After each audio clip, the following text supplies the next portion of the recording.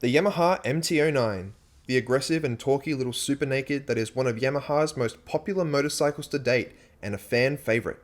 And the Kawasaki Z900, the Sugomi inspired powerhouse that is often regarded as the best in the range of naked motorcycles. Hey guys, I'm Kwackajack, and thanks for joining along for another video in the Versus series.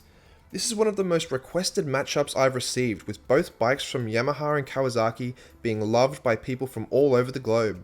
So today, we'll be putting them against each other to compare the claimed engine and power stats, exhaust sounds, weight, brakes, features, and price. But before we get started, please do me a huge favor and give this video a like, hit subscribe to join the motorcycle loving family, and leave a comment down below telling me which bike you prefer.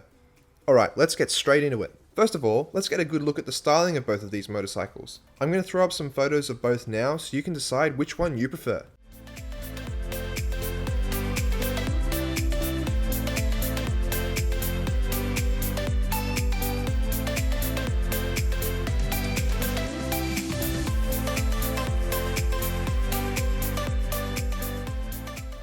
I think both motorcycles look great. They both feature LED running lights and aggressive lines and front ends, and when it comes down to it, it's really about personal preference here. I really love the blacked out versions of both bikes, and it's super close for me. But I think the MT-09 might just steal the win, especially with that swing arm over the rear end. Okay, now to the engines. This is where it gets real interesting. The 2020 Yamaha MT-09 features an 847cc inline 3-cylinder engine, which features Yamaha's cross-plane crankshaft. 3-cylinder engines are often praised for being the sweet spot for motorcycles, with our old boy Yami Noob constantly shouting from the rooftops about how terrific they are. But it's true, the MT-09 produces a respectable 115 horsepower at 10,000 RPM, and 65 foot-pounds of torque at 8,500. That gives this bike a claimed 0 to 100 time in 2.9 seconds, and an estimated top speed of 225 km an hour. The Z900 on the other hand is rocking a 948cc inline 4-cylinder engine, which gives the bike a claimed 125 horsepower at 9,500 RPM, and 73 foot-pounds of torque at 7,700 RPM. So even though the Kawasaki has just under 100 cc's more and an extra cylinder, it only has another 10 horsepower and 8 torque than the smaller MT-09. Nevertheless, at the end of the day, it does have more power than the MT-09, and a claimed 3-second 0 to 100 time and top speed of 240 km an hour. So in the engine stats department, the larger Kawasaki Z900 takes the win over the smaller Yamaha MT-09. The beauty of both of these motorcycles though, is that they make a lot of their power down low, and can be expected to be a lot of fun on the streets. Let's also have a listen to the exhaust notes of both these motorcycles. Yamaha's crossplanes are known for sounding terrific, but Kawasaki claims to have done specific engine sound research to make their Z900 sound the business too. So let's have a listen to both now.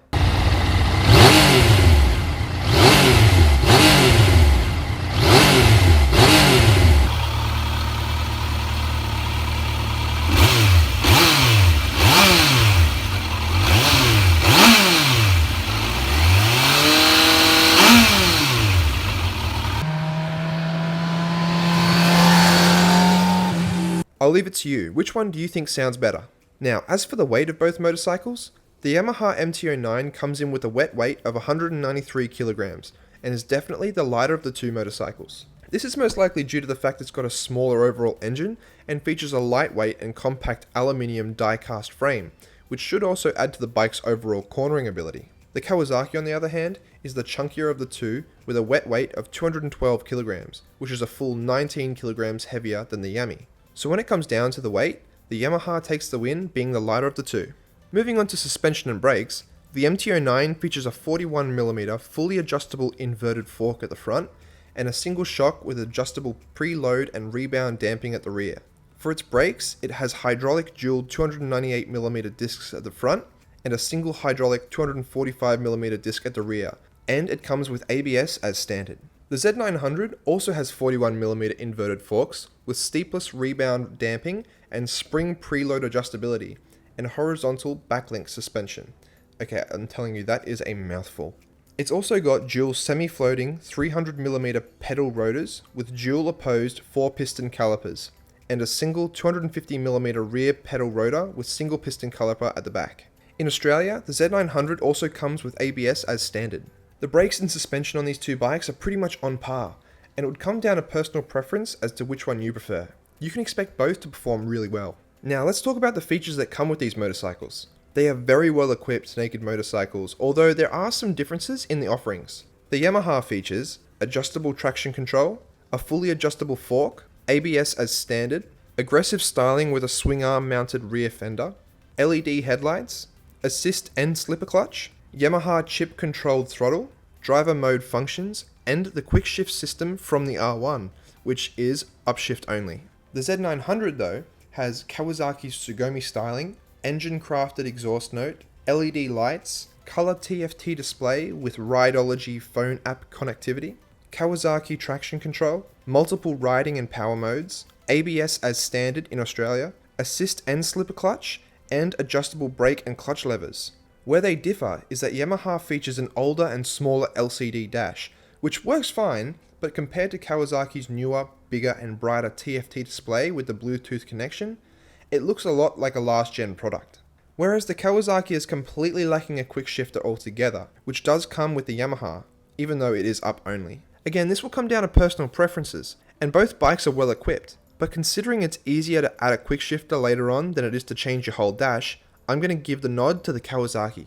With probably one of the best dashes on any motorcycle right now, and an almost full suite of extras, the Kawasaki offers a lot of value for money. And when it comes to the price of these two motorcycles, the Kawasaki is also the cheaper of the two. Here in Australia, the right-of-way price for a new 2020 Z900 in my area was 14,108 Australian dollars. Here is the price in other regions too.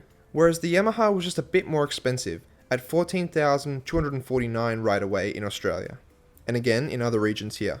So here in Australia there isn't a big difference in price, but the Kawasaki does come out on top, being just a bit cheaper than the Yamaha. So that pretty much sums it up, guys. The Kawasaki Z900 is the slightly cheaper and more powerful bike with a really nice updated dash, whereas the Yamaha MT-09 also offers a very compelling argument, with its fun punchy engine and great styling for not all that much more.